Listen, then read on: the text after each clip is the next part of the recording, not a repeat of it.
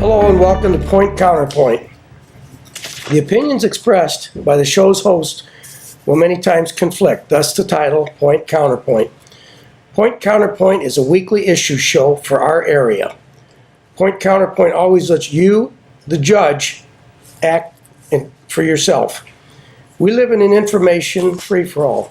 It's hard to see through the misinformation and get to the accurate facts, what's right and best for the community.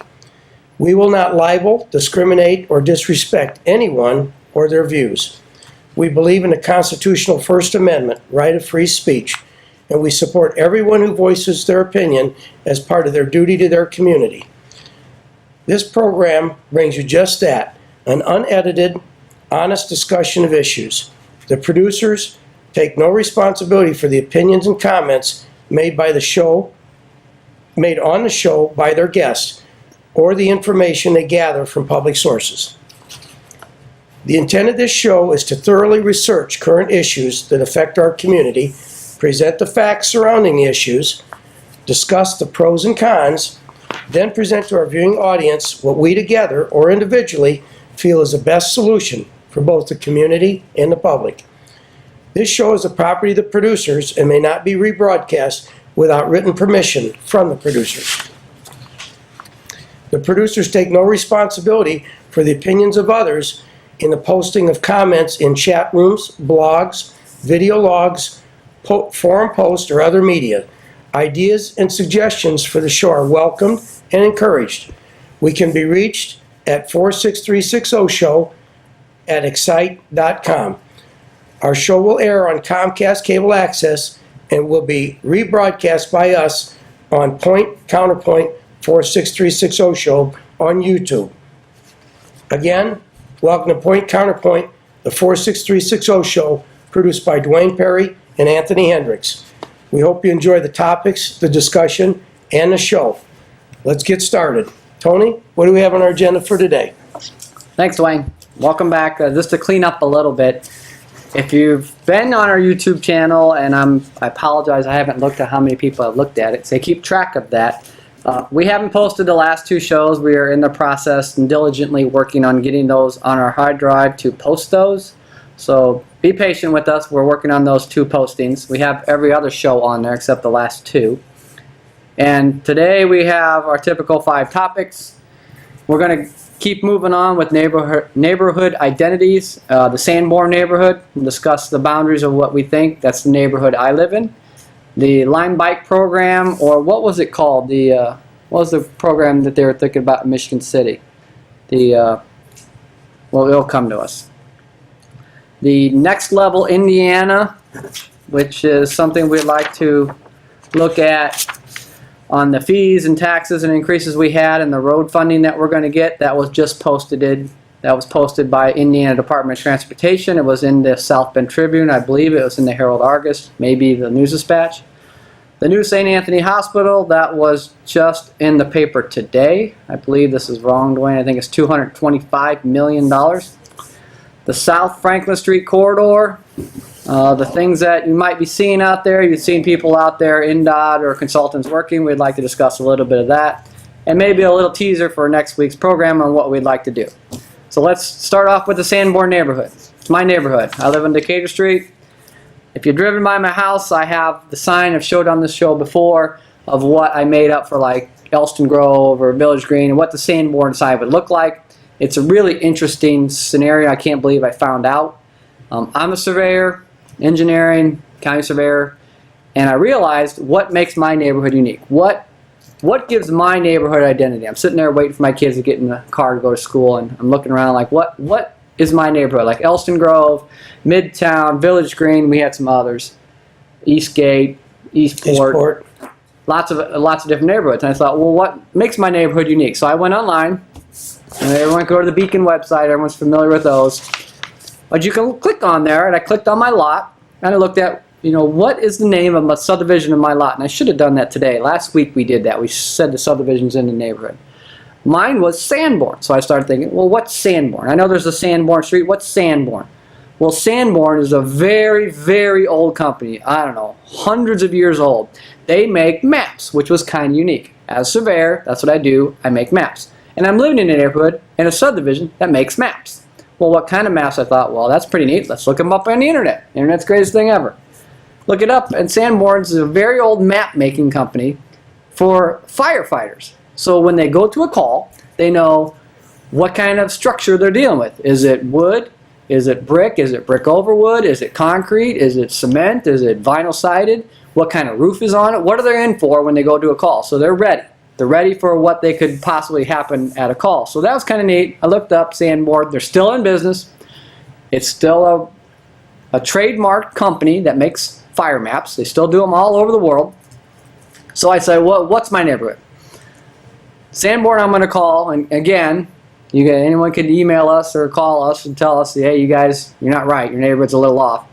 I'm going to say Sanborn is from Barker Avenue on the north, Tilden on the east, which runs right by the Greenwood Cemetery, the railroad on the south, and Franklin on the west. So that gives me a pretty good, almost a square, a little bit of change up in the northwest corner, but that's Sanborn. So I'd like to start off again like we did before. What do you remember about that neighborhood? That kind of, we might throw a little Midtown in there too. Well, I was listening while you were explaining the boundaries, and I just missed being a Sanborn kid, because I grew up in a 200 block of Madison Street, which is a first street north of Marsh School. Yes. I missed it by a couple. We're going to call that the Marsh neighborhood. Yeah, that'll be our. So what do you remember about, I guess specifically stores and past things in Sanborn? I mean, I'm a little out of Sanborn. Let me go back a little bit. Might be a little bit out of Sanborn neighborhood, but Pancho's Tacos. Big spot back in the past in the 70s. Well, I wasn't a fan. My family loved it. The A&W root beer stand. Yep. More recent one is the Dunkin' Donuts. Well, Pancho's Tacos was the first taco I ever had. Oh, really? And before it was Pancho's Tacos, it was a hamburger joint that was going to compete with McDonald's. McDonald's opened on South Franklin in, I think it was 1963. And shortly after they opened, there was a hamburger chain that opened where Pancho's was at. It was called Henry's Hamburgers. And it was there a couple of years, and then along came Pancho's. And Henry's went bye-bye. And Pancho's Tacos. I never did find out what happened with Pancho's Tacos. I mean, It was just a small but it business. was, anytime I was there, I wasn't a fan, but it was packed. Oh my gosh. There were people rolling in and out of that place when I was little. I remember. It was Well, when Mexican food hit the country, it went wild. Everybody loves it. Oh, it was great. What else is in that neighborhood? I'm thinking All-Star Autos, Lucky Stop, down there in Franklin. The Old Owls. That's why I want to ask you. That's why I want to put you on the point here. The Old Owls. What was it before Owls? I'm sure you should remember this. Oh, you got me on that one. A&P. Well, the first A&P store was not in Sanborn, but it was on West 10th Street, right next to my folks' bakery. My folks' bakery was right across from the old Garfield School, and I found a picture of my dad in front of a new car he got, and it was taken at an angle. And when I looked at the building next to the bakery, and it was American and Pacific Tea. It was the first A&P in Michigan. So they moved over to that. See, this is why we do this. There's so much history, and we really should be proud of the history of the town and how the town developed. It really says a lot for where we are today, and we need to remember these things. So the old A&P moved out to. A&P moved from West 10th Street to Franklin Street, which is the Old Owls now. No, A&P was right next. It's an empty lot now. It's a parking lot. It was right next to the bar that's rodeo right now, Rodeo Bar. To the south, on the same side of the street, was A&P. I remember A&P being at Al's, and then Al's took that store over when A&P closed. That would be the late 70s. On Franklin or on the Boulevard? On Franklin, right there, Franklin by the tracks. This is one. Well, okay. This is the people that chime in. It was at the A&P. It was the A&P. We got the A&P stamps, and you collected those, and then they went out. S&H green stamps or whatever. Oh, S&H green stamps. There you go. And then Al's came in and ran that until they moved into Jewel. Well, Al's also had a street on Michigan Boulevard for a while. And Al's was I remember Al's on the Boulevard, the big round roof building. Yeah, the round roof. Boy, I remember the ribs there. Oh, they were tasty. getting kind of hungry now. So the A&P, and then we can't forget the long time, been there forever, Dairy Queen. Yep. Right there, used to be a walk-up store. Now it's a whole brazier. Now it's owned by somebody else, but that family, I can't think of the name, ran that forever, did a great DeWitt's job. used to own it. DeWitt's. Yep. Hired lots of high school. I'm sure lots of people remember working there in the high school. Wow, that was really a treat out there for a long time. That came at about the same vintage as the Michigan Boulevard Dairy Queen, right? Yeah. And Mr. DeWitt was a very adventurous, business-wise person. When I went to Barker Junior High, he got a refrigerated cart that was like a motorcycle, and he was out at Barker Junior High every day at lunch, selling Dairy Queen products to the Barker kids, fattening us all up. Wow. Didn't know that. Yeah. All right, so the Sanborn neighborhood, and this is, again, a little bit out of the Sanborn neighborhood, but since I see a lot of people walking through my neighborhood, I always wonder, is there something more the city can do, and I'll let you chime in, about getting some place for them to park, or, I mean, the cemetery, the Greenwood Cemetery is a very nice place, very safe place, very relaxing place. Yeah. And people have been walking through Greenwood Cemetery for as far back as I can remember for exercise.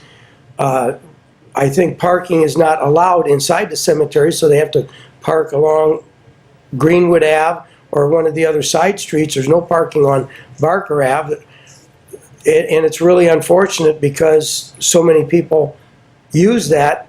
I mean, Strebel Pond is a wonderful place to walk, but not everybody can make it to Strebel well, Pond. Strebel Pond has a parking lot. Yeah. And a bathroom. And Greenwood Cemetery does not. And it's really unfortunate. Yeah, I'm not asking for anything, just more, maybe pave 8 feet along the road for 100 feet, just to give them a nice place to park out of the mud. It's very good when people go out and relax and exercise. That's exactly what we want. So, you know, Greenwood Cemetery is right on the edge there of what I'm going to call Sanborn. I guess another store I just remembered was the Rent-A-Center, right? They got bought out by Ace or Cablin's. Yeah. They used to down there, lots of times renting stuff down there, and now we have, what moved down there? The Habitat for Humanity moved down there. They're in the Rent-A-Center. Thank you. Yeah, that's really good. That's something we need to point attention to because they do fantastic work for the community. They sell to anyone, right? Anyone can go in there. They try to recycle everything, so it's very good to keep it out of the landfill. And it's a place for anyone to go, and they need the funds. They always need the funds. So don't be shy about going down there. They have things in there you might be able to utilize, and they need to always utilize the funds. So they're in the old rental place down there. General Rental. General Rental. It's hard to remember all of the businesses that have been in and out of Michigan City because Michigan City was truly a small business town for most of its existence. In 1968, when Marquette Mall opened, it was revolutionary in Michigan City. Pretty much, when you got south of Cool Spring Ave, you were on your way out of town. Oh yeah. And then McDonald's came along there, and I don't believe at that time the Al's Thrifty Market, formerly Jewel was there at that time. No, that was McDonald's Ruby was Woods. standalone. Yeah, Ruby Woods. And it was just really a town. If you had 6 or 7 different items that you needed to purchase on a Saturday, you went to 6 or 7 different businesses because it was a small merchant proprietorship type town. And just trying to dedicate some of the neighborhood. I mean, what I was asking for and trying to work for, I made a sign up and I posted on the show, and I didn't bring it in because I affixed it to my fence. You know, it's kind of cool. I paid for it. It's nice. I was asking to put like Elston Grove or Village Green, you know, put Sanborn neighborhood at specific points so you know what neighborhood you're entering. When in the surveying world and the real estate world I work in, a lot of times people ask, I'm buying a house over here in LaPorte or over here in Michigan City. And sometimes they say, well, I'm buying a house in Village Green in Michigan City, or I'm buying a house in Elston Grove or around Midtown or Eastport or Eastgate. I'm buying, and it gives an identity. And it'd be nice, especially out-of-towners come along, frankly, and say, hey, you know, there's the Sanborn neighborhood. And they start talking, well, what's Sanborn? And that's a nice, good neighborhood, and maybe they'd like to move there. Or the real estate people could put on their postings like Zillow or Greater Northwest Indiana Real Estate. This is the Sanborn neighborhood. This is what it's made up. This is what the Sanborn has to offer. This is a good part of Michigan City. We're not trying to split neighborhoods. We're trying to create an identity in each one so we could all work together as a whole town, and what each neighborhood has to offer is unique and enjoyable for different people to live in different areas. So that's why we've been working on Neighborhood pride. Neighborhood pride. And this was Tony's idea, and I really like it because before we started doing this, and I grew up in Michigan City, I'm third generation here. I never knew about any of these neighborhoods. I knew Michigan City as the city, Edgewood, Village Green, Potawatomi Park, Long Beach. I think that was it.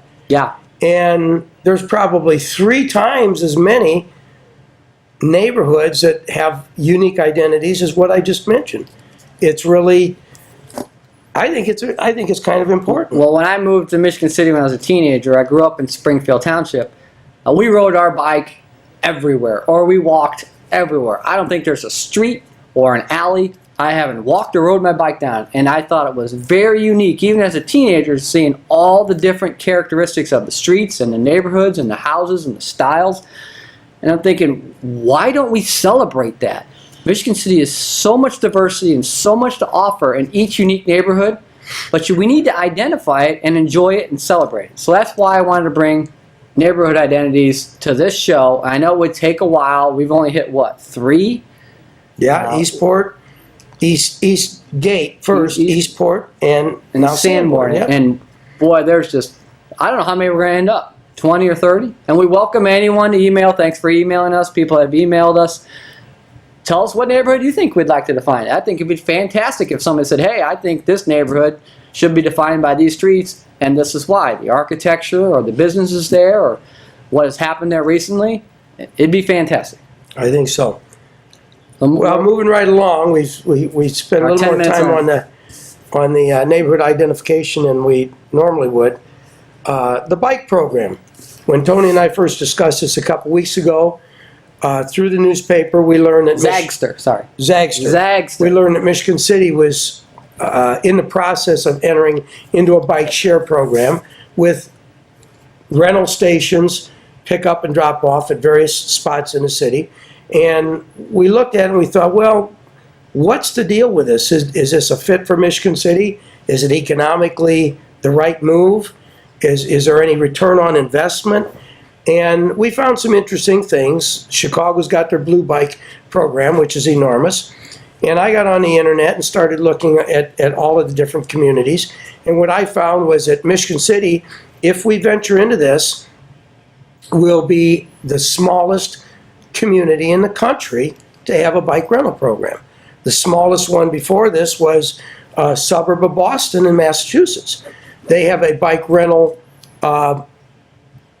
supply company there, which subsequent to our first program that we talked about this, I found that out. And being in business, as I have been in my career, and Tony's a business owner, we do things competitively, economically. We price things out. And when we found that Michigan City was paying, I think, $80,000 a year. $86,700 a year. $86,700. Yeah. That's what the newspaper said. And we looked around and thought, wow, is this really a good deal? We looked, some other places were cheaper, some other places were more expensive, but also beside the standpoint of the money, look at Chicago versus Michigan City. You can say there's no comparison, but they're both venturing into similar programs with bike share. Chicago, you could rent a bicycle and you could probably travel all the way from the north edge of Michigan Ave, right where the Drake Hotel's at, and it goes back into Lakeshore Drive, all the way down to Congress. That's, I don't know, 18, 20, 25 blocks. And then east-west, you could go from the lakefront all the way over to probably the Dan Ryan, or 1 or 2 blocks west of Dan Ryan. That's an enormous area where parking is difficult. Yeah. It's not really convenient and available. So it's a good deal. But in Michigan City, how much of an area will you really be able to benefit from a bike share program? How much will it be utilized? Now, these were standard bike share programs like Divvy. They have a bike and you put it in a docking station, you check it in, and that sits in the station. So you have to put it in a docking station. Yeah. So we'll go on about what we found out about. Well, and we're getting kind of no, lucky because there's something in the paper we didn't really find. Let's give credit where credit's due. Tony found about the Lime Bike program that South Bend is entering into. It's zero cost to South Bend. They take zero profit, but it's a really unique. It's computerized. It's a new bike system, yeah. It's brand new bikes. You can schedule your bike on your cell phone. You pick it up, and when you dock it, you do the same thing. And it's got anti-theft measures. Well, you can leave it. They just leave them. They leave them wherever. Leave them wherever. Yeah, leave them whenever. And there's GPS, so they know where the bike is at all times. Yeah. There's anti-theft measures, and they really are. They're all brand new bikes, and they're very. I looked into it. It's pretty cool. They have foam tires, so they don't get flat. You can leave the bike anywhere. Now you should leave it in a bike, in some sort of bike lock, or some sort of bike stabilization area. Some are safe, and then they hire some local people, I understand, to go and move these bikes to places where more people would like to use them. So you pick it up at the beach and you ride it to Albano's, and then you leave it.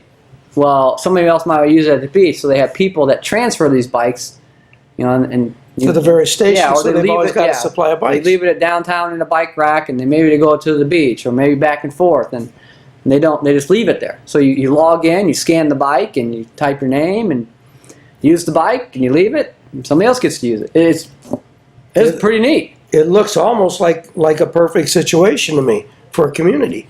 I don't know how much Michigan City projects they're going to make on their bike program, but at $86,000 a year, that's a lot of bikes. That's a lot of bucks. And I wonder, I hope Michigan City didn't. This isn't another knee-jerk reaction that Michigan City's known for doing. They see that Chicago's got it, so they do minimal research. They find another company. They don't want to use Divvy like Chicago is, so they find another company, and boom, that's the end of the search. $86,000, let's do it. We've got a responsibility to do things economically for the community. Someday, our revenues from Blue Chip, I said this so many times as a council member, they're not going to be what they were 10 years ago or 20 years ago when Blue Chip opened in 1997. The first year the Blue Chip opened, Michigan City's city budget increased 50%. It was like we won the lottery. Went from 20 million to 30 million the next year. We did. And we've got to start becoming more fiscally responsible in our programs. You really got to research it so that you're getting the best bargain for the city, for the government, so we can maintain our cash wealth. Well, that one went two ways. We saw that Michigan City brought forward some Zagster deal, and we're just two regular people. We got it on the internet, right? Got it on the internet. Didn't take much. Didn't take what? An hour? Half hour? Go on the internet. You can find anything. Find anything you want. Public information. So wonderful research. So probably it's an international everything. Library, records center. It's just, there's some bad things that have come along with the internet. We all know what they are. I don't even want to focus on them. But the positive things are just mind-boggling, what you can do sitting at your computer. The information you can find out, the things you can accomplish, the things you can do. And it's free. So, and plus then we had time.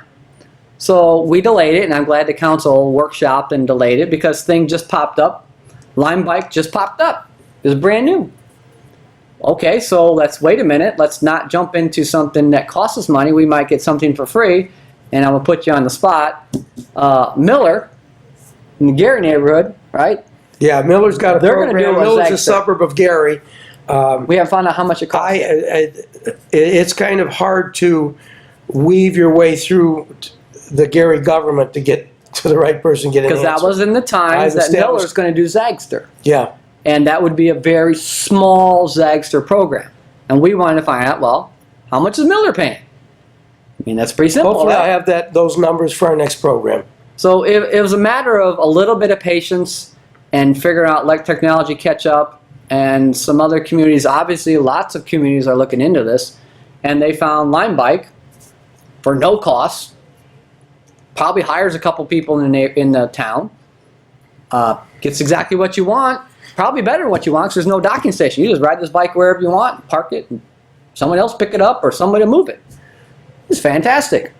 Technology is wonderful, so that's why the internet's so good. I mean, I'm one too. I mean, I grew up in the libraries, and it took me a long time to say, hey, first thing I shouldn't do, you know, maybe the library's closed. Well, get on the internet, just start searching, and 20 minutes later, all the documents in the public, all the documents from municipalities are somewhere public. They're available to you. It's amazing what's available to you in public documents. It's the best thing ever. Anything else on the Line Bike? No, as I said, hopefully by our next program, I'll have some numbers from Gary, how they're doing on their Miller program, their Miller Bike Share program. All right, so where do you want to go now? Next, let's go on to Next Level Indiana, the LaPorte County Road Improvement Program. Next Level Indiana was in the South Bend Tribune. It's probably too small, but you can see about what it is.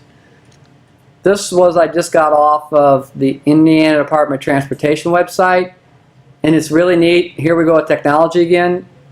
I do this every day with this sort of thing. I make these maps. This is public information. You can make really pretty maps. It's fantastic stuff. This is available. As a link, I found it on South Bend Tribune because they said St. Joe County got, forget how many millions they got, and LaPorte got how many millions in this next level funding. And we've talked before about the fees and taxes that were increased this year to pay for this sort of thing. So we wanted to bring this up in this meeting, and mostly, I was out in the field working in Galena Township this week, mostly we want to talk about some things that need to be clarified, I guess. Highway 20. I grew up in Springfield Township, drove the Highway 20 to Michigan City to school every day on the bus or driving it. And now I live in Michigan City and I drive back out Highway 20 back out. That's this section here between my fingers. It's in green, which is what this map does. This basically is a pictorial of different projects that are defined on those two sheets that Tony has in front of him. And dates. That's all the way through 2022. 2022. So we want to discuss some of this because this is supposedly why we're paying extra gas tax and extra car registration fees. And Dwayne went over that last show, that all that money is not being dedicated to. No, it's not. It's not. Our Again, 7% gas tax is going to several funds. It's not being 100% devoted to the highway. they're holding some money back right now. But anyways, we want to talk about 20. You know, the newspapers had an article that some people are calling a bloody 20. I've seen far more than my share of accidents and deaths on that road. I don't have anything, but in my opinion, after the toll road went to private funding and the prices raised, the traffic on 20 has gotten horrendous. The traffic on 94 has gotten busier. I'm sure everyone's seen that. Whether that correlates or not, we don't have any proof in our opinion. But here, Highway 20. 2018, per this list, is Highway 20 from 212 to 39 and from 39 to State Road 2. We saw in the paper that State Road 2 and 20 and 2, that intersection there, will have a roundabout. I didn't see that on here. Maybe I missed it. That should be on here too. But What, a roundabout? yeah, the roundabout they're going to put at 20 and 2 and the breakout out there at the end of this. But this project, so we have 212 to 39, 39 to 2. All it is a mill and pave. HMA overlay minor structural.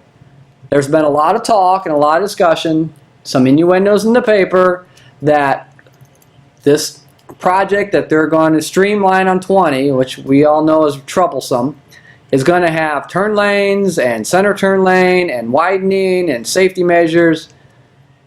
The way this project is right here, I downloaded from the INDOT, HMA overlay minor structural. That's a mill and pave. That's just new blacktop. New blacktop. That's it. So that's about $13 million. $13 million to pave that. Now, we did hear in the paper, and it's true, let's clarify this, Highway 20 at 400 West. So that would be at the charter school there, where there were some very bad accidents, and I think there might have been a person or two killed, getting rear-ended there. It says intersection improvement with added turn lanes. That project alone is $1.235 million. We're talking one intersection.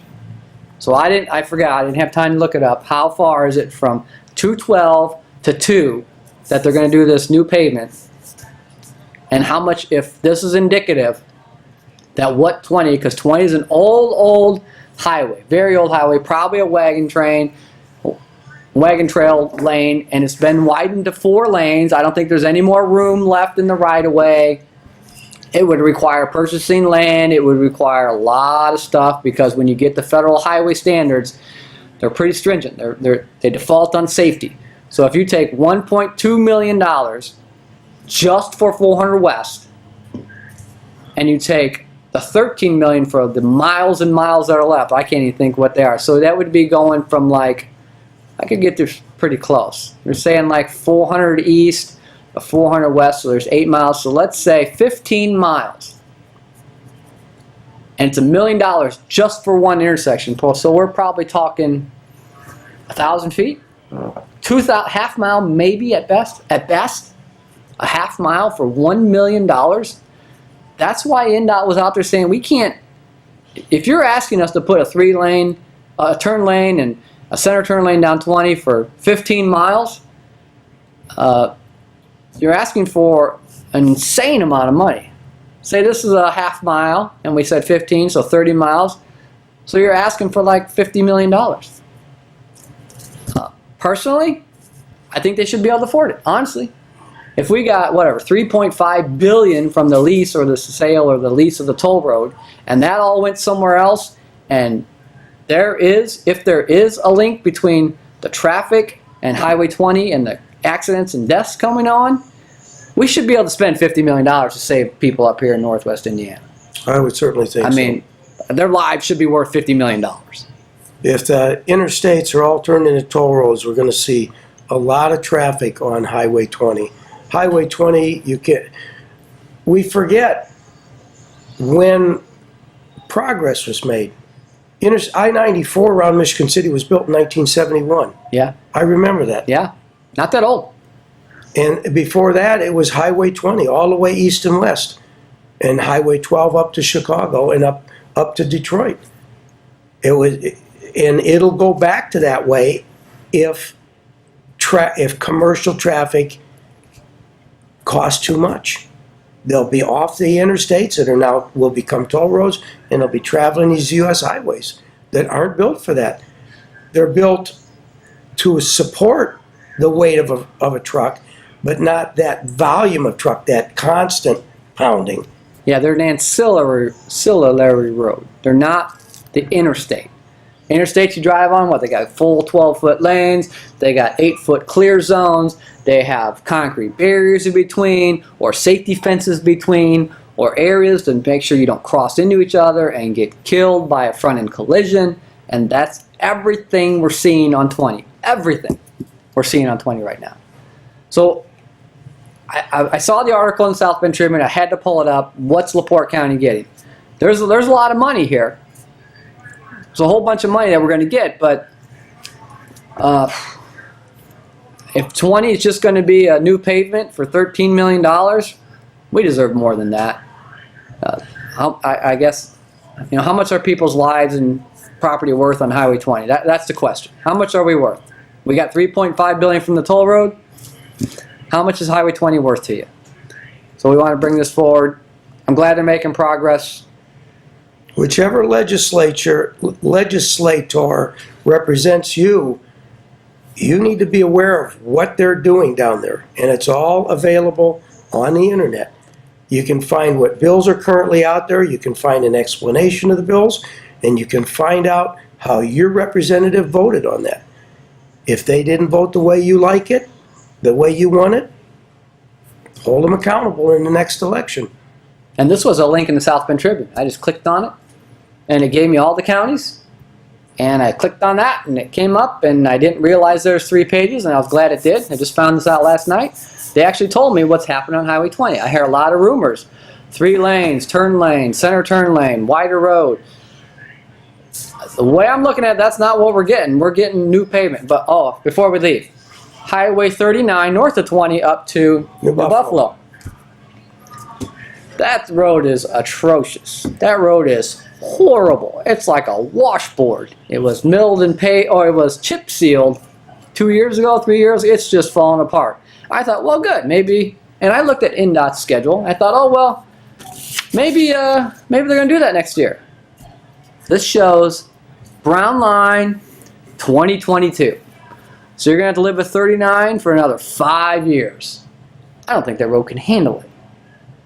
I don't think that road is even possible. Now, NDOT went out and repaved some lanes, and now, let me tell you, our NDOT district is fantastic. The LaPorte district, they do some of their own paving. You always see them out. They are on it. Our NDOT district is really going great right now. And they paved some lanes on 39. You see they paved some lanes on 20 here by Trail Creek. Paved a couple of lanes there that needed it real bad, and boy, it needs it. And I'm glad to see that we're taking the time to use our public workers and a partnership with our private people like the asphalt and lay some pavement lanes, just as we need it. Fantastic. But here, 39 in 2022, north of 20, it can't handle it. But 39 south of 20 is 2020. I think 39 north of 20 is far worse than 39 south of 20. Far, far worse. Not even close. Maybe they got them mixed up. I hope they switch them. 2022, 5 years for 39 north, you won't be able to drive on that road. But hey, maybe it's good. Maybe we don't want them going to the Indian Casino. They got to come here to Michigan City. Let it become a wagon train. Let it become a wagon. Well, forget it. Let them become a wagon trail. Good for blue chip. We want them to come to blue chip. Wins. It'll be nice new pavement. Come on down 20. Anyways, that's all I had on Next Level Indiana. It's free. You can click on it. You can go online. They are very open about leaving this stuff out. Oh, it says right here, 5-year investment, $78 million for LaPorte County. $78 million. Pretty good. At least we're getting something. Hopefully it's enough. Traffic seems to continue to get worse in northwest Indiana. So just drive safely, try to think of ways to drive. I've been in 2 rear-end collisions in my life, both on the receiving end, and neither one was my fault, but they really jar you. So just a practice. You can't do it everywhere. If you're driving from Michigan City to South Bend on 20, there's not a lot of areas where you can turn around.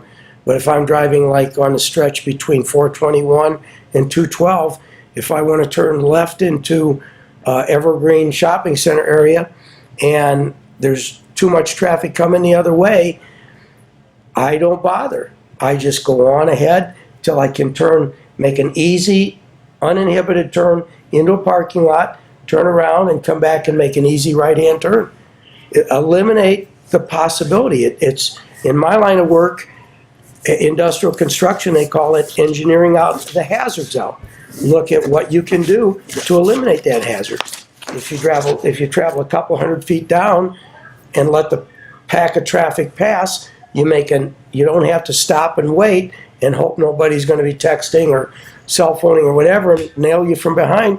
You just swing in a parking lot, turn around, come back, and never have to stop. Make an easy right-hand turn into your destination. Use a little thought. Yep, exactly. So that's our 10 minutes on that, actually more. Next topic, the new St. Anthony's Hospital. $225 million, not 23, typo. Yeah, 200-some million. Good investment. They're cutting the access road in right now. If you drive west on 400 North, you can see it. They're cutting it in right now. In fact, they're down far enough you can see the exit sign for Michigan City. They've got the path cut already. It's not going through any wetlands. It's close, but it's a straight shot down. That's what we want to bring forward. We wanted to say, if you've been out there, you can see they're cutting the road in. So my question is, and I'm sure you don't have the answer, What happened with that? There was something in the paper about Michigan City, maybe annexation, then there was something in the paper that the county was going to help pay for, it's going to be a public road, and there was something in the paper about 4 lanes from Ohio to make sure the ambulances get from downtown over to the hospital because that would increase the time. And then I drove out there and I saw the road's cut in. Well, it's clear. The property's clear. Yeah. St. Anthony owns the property. Yeah, they own the Look at property. that. They own it. It's wide enough for 4 lanes. When you drive something all the time, you can't remember what it is. Ohio Street from Highway 20 down to 400, is that 1 lane each direction or is Yes, that 2? 1 lane each direction. So they'll be widening that. That's what the talk is. That was some of the talk, and I thought that was some of the trade-off of why they would annex to Michigan City or not. And, you know, would we need better, quicker access down Ohio to service really most of Michigan City, who is now going to be, it's not a central location anymore. You have to, your times of service will be increased because now suppose you're in Long Beach. Now you got to take all the way down to get down to 94 with an ambulance. You know, suppose you're in the north end of town, or suppose you're at the beach, and you got to get to the hospital. Used to be right downtown. Now you got to run that ambulance all the way down to 94, down Ohio, which is a 2-lane road. That was my question. I saw it was cut in. I saw it was cleared. So are we now? And I guess I'm kind of in favor of this. As St. Anthony said, enough talk. We're building this road. We're not waiting. We're opening it up. There's no advantage to annex. We're not waiting. St. Anthony's or annexing that section into Michigan City. Yeah, they don't pay taxes, right? There's no annexing. There's no advantage. St. Anthony's does not pay taxes anyway. And was there any advantage for the county helping to build the road? That's all I was just getting ready to do. Say it's 2,000 feet of road. I guess it's about a half-mile road by the time you're done. Say if it was $100 a foot, it would be $200,000. Yeah, in the paper, didn't they say it was going to be like $750,000 to build that road?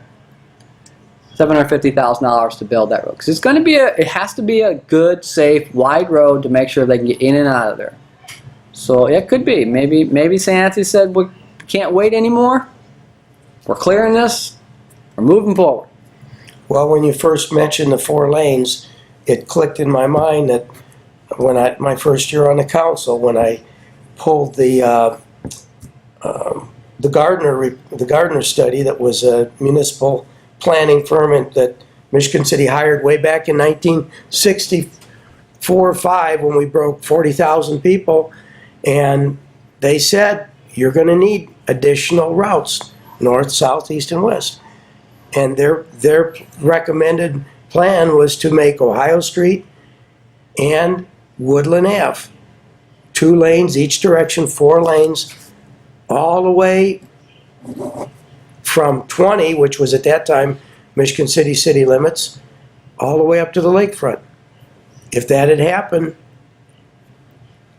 we wouldn't be looking at this right now. So the reason I thought we should bring St. Anthony's back on the agenda today was, you said when you got to Cool Spring, and you're saying like 1970? When you think Cool Spring, well, the mall opened in 67, right? 68. 68. The mall opened in 68. And so there was really nothing out there other than an intersection at 421 and 20. 4 gas stations, one on each corner. There wasn't much south of Cool Spring, right? No. So that would be 50 years, about 49 years. So say 50 years, we went from Cool Spring to what we know now. We are now up against 94. We have grown in 50 years from Cool Spring to 94. So that's why I wanted to bring St. Anthony's back here, because St. Anthony's might really have strategized this better than we thought. If they're moving to 94, if we get sewer south of 94, Michigan City could potentially, and not the city, but the area of growth, Metropolitan Michigan. the metropolitan could grow leaps and bounds almost to Purdue Westville. I mean, if once it makes that jump over 94 and we get sewer down 421, there's some beautiful ground up there. We've got Patriot Park out there. I know there were subdivisions 8 years ago, 50, 75 lot subdivisions that were designed. We have Cool Spring School. We have orchards out there. We have a lot of nice things. And 50 years from now, which isn't... I could see it growing down as far as 200 north. To the top of the hill? 200 north is where Beatty's Corner? zigzags in. No, the next street north. You don't think it'd get to Beatty's Corner? Next hill, top of the hill? Well, there's so much rich farmland down there. That's... Well, there was rich farm ground south of Cool Spring, right, back in the day? Yeah, but it's... Well, I understand there was a bunch of bigger blueberry farms out there. Yeah. Back at 400 and 421 in that whole area in Trail Creek. But even that didn't stop them. Look at it. It's all developed. Whole thing's developed. It could. 50 years. Good economy. St. Anthony's might right be in the center of if everything. that happens, then Michigan City will have to look at their infrastructure again. We'll need a bigger sanitation plant. Well, we'll probably have cover to. that. Yeah, well, we have. I'm not We need sure. one But in now. my opinion, I don't think the location we have now has any much room for expansion. Let alone, are you going to put sewer? Let's see, what are you talking? 900 north. You're talking, what are we, about 7 miles? About 5. You're going to pump sewer 5 miles, either the gravity or some way up down to Trail More or Creek and less. 8th Street. You're probably going to add another station somewhere around the old landfill. Yeah. You'd have so many And that lift place would stations. expand because the hill goes up. That's Beatty's Corner. That's why I want to bring this to. I mean, 50 years, I'm 48. Doesn't take long, right? 50 years. No. Could we see a completely different Michigan City metropolitan area with development to 200 or all the way up to Beatty's Corner? Well, without getting political, there's going to have to be a lot of changes in the city because we're losing population every year. Well, you would lose population this way too. They'd move to the county. That's all county. Oh, I thought you were talking about annexing more. Oh, I don't think they would annex. I think it would just grow, the metropolitan area. Oh, so I don't LaPorte- think the city limits Well, I would. could see LaPorte County growing. I think LaPorte County would just start booming. You'd probably have a bunch of commercial development out there. People would get off and go south on 421 instead of north on 94. There's some very nice areas out in the country, yeah. And in the county. the I would taxes see that, are yeah. lower, and We've lost a lot of Michigan City residents over property taxes. yeah, I mean, property taxes and fees, and we have the LaPorte. That's what I want to bring up. We have the LaPorte Regional Sewer District, which would encompass that area south of 94.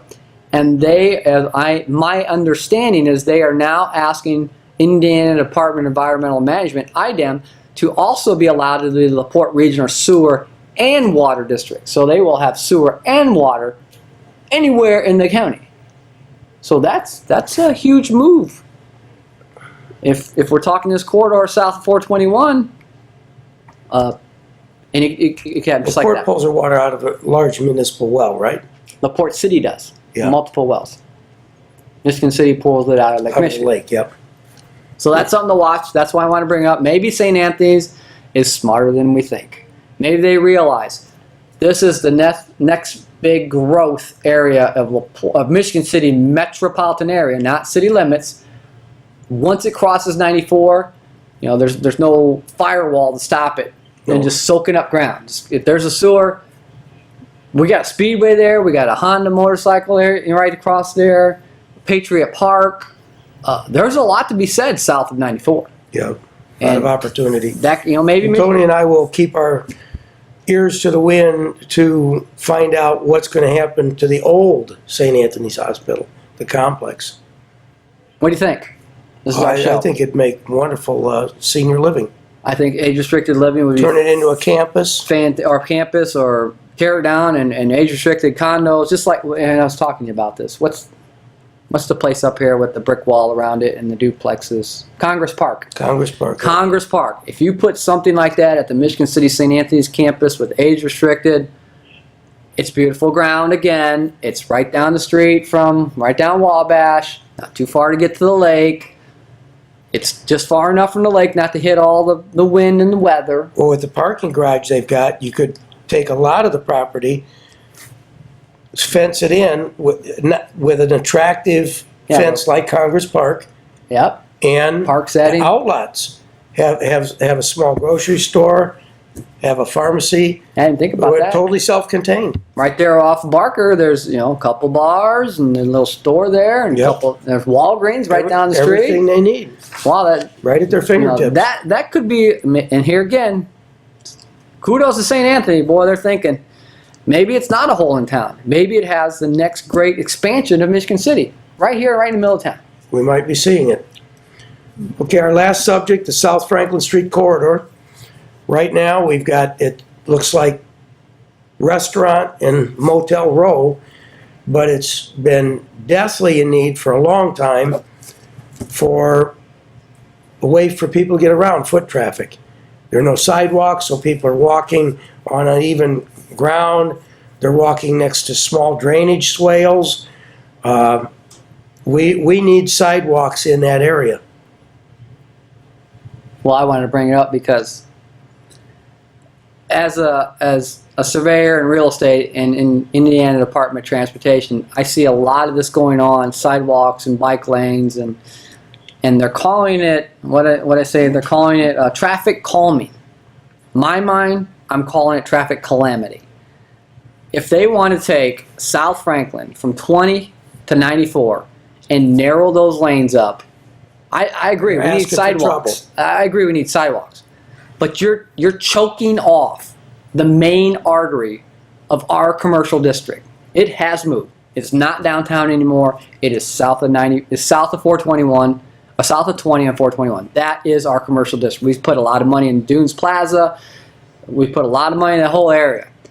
So now you're going to take it and you're going to narrow those lanes down, put in a bike lane, put in a sidewalk. I'm not a fan of traffic calming. They try to say we're going to calm traffic. Calming traffic to me, in my mind, means every person or every vehicle that drives down that road is here to spend money. It's capitalism at its finest.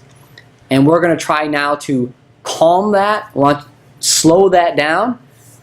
Walmart, Myers, Big R, those people didn't come here for traffic calming. They came here to have more people come in, make it easier for them to come in and spend money. They're not here to be nice and try to make sure that there's a bike lane and there's a sidewalk. They're here capitalistic. They got to turn a profit or they're closing their doors. And we've seen that around Michigan City, sadly. We've seen things closing. I just mentioned to you last week or 2 weeks ago, Smith Concrete's gone. Not even a hiccup. No one said a word about what happened to Smith Concrete on the boulevard. Suburban lanes, gone. Not even a hiccup. Not even a peep that they closed. Nothing. So It's a one for one. Every time we get a new business open, seems like one closes. Yeah, we're trading. We're just shuffling. Shuffling shells. Yep, marking time. But if we're going to try, we have to be very careful. And I want to bring this on today's show because we've seen the consultants out there. I've seen them do borings. I've seen paint markings on the road. That's Indiana Department of Transportation, but my understanding from the paper was our redevelopment commission is working hand in hand with them to put bike lanes and sidewalks and use some of the existing right-of-way to narrow these roads down. That's my heartburn right there, using the existing right-of-way. I think people will still come here. They'll stay here in our motels and hotels. They'll spend the money, but narrowing traffic lanes will make it stress. Driving in the south side of Michigan City will be stressful enough that people will want to avoid it. I don't agree with that. We have so much room out there. We can have sidewalks and bike lanes next to sidewalks. They don't need to be out in the same area as traffic.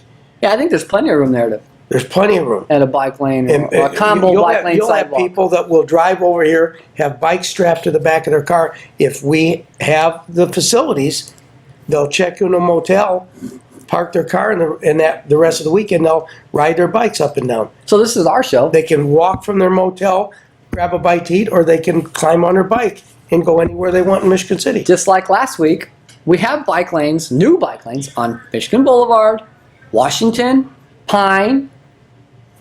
Have we studied how many bikes are actually on those? No. I drive down every day down Yeah, Boulevard. instead of a traffic count, let's take a bike count. How many people are actually, that's what I'm thinking.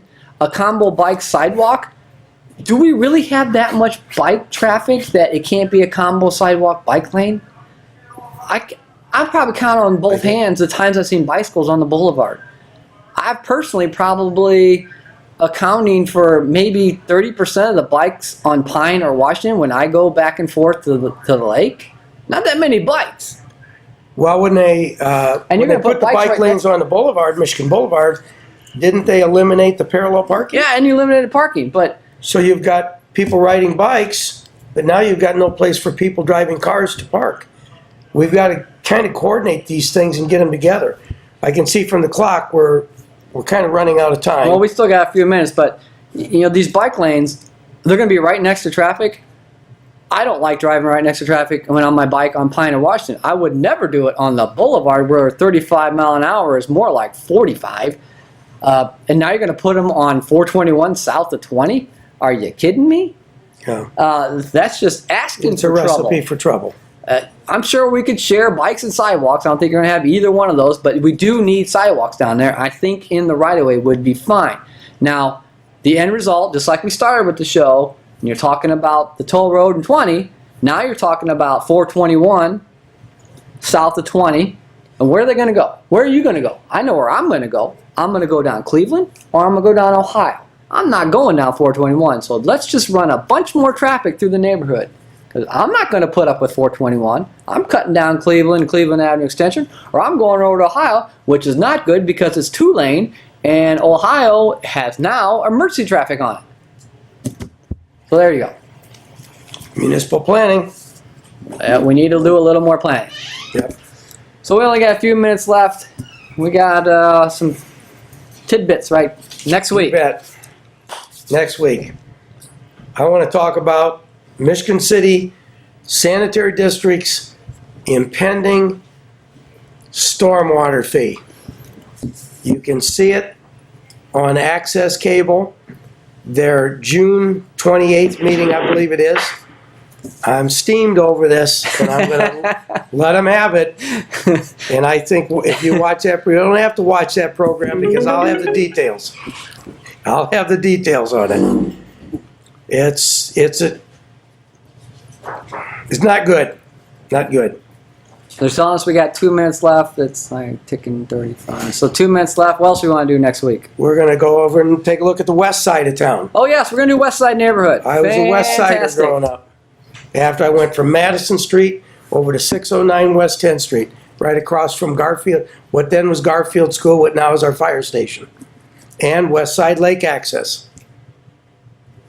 And West Side Egg. What else can we do next week? You ready? Ready? I'm ready. Well, next week we want to do trains. What's that? Tony, I can't hear you. That doggone train is so loud. Wait till it passes. Wait till it passes up. Here comes another one going the other way. Oh, thank God we got 2 tracks in Michigan City.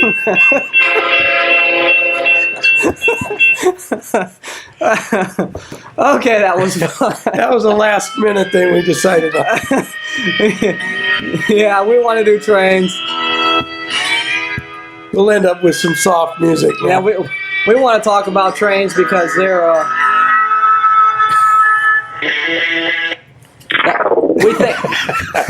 we think that'll be fun, but it's something that I want to bring up next week because South St. Joe County approved their funding, and they said in the paper they're going to have to take 40 homes, and we'd like to discuss that because we'd like to discuss the West Side neighborhood. We only got, about 30 seconds left here, so anything else we want to go on? No, that's it. You have going to be ready there. for next week. We have a list of another 3 pages of topics. We apologize we can't get to them. We have plenty of material here. It's always fun to do this. We spend a lot of time researching, as you can see. This is all public information. It's easily brought up. Anything else? Last few seconds. Thank you for doing the show. Thanks for Alco. You guys are great. See you next week. You bet. Adios.